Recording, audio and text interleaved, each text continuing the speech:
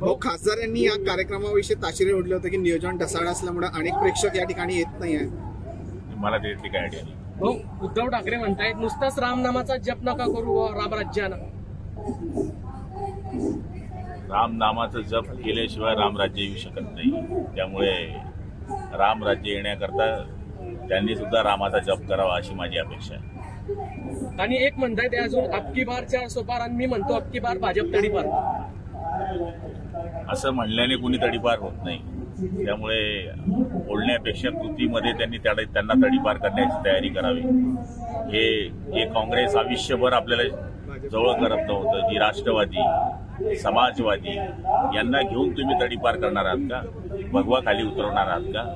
म्हणजे हात जोडून त्यांना विनंती आहे की कमीत कमी भगव्याची तरी लाज ठेवा आपण. सुप्रिया सुळे म्हणताय अबकी बार गोळीबार सरकार. ते आताच बोलायला लागले ना. आतापर्यंत अजितदादा त्यांचे भाऊ होते, आता तडीपार झाले काय? चलो.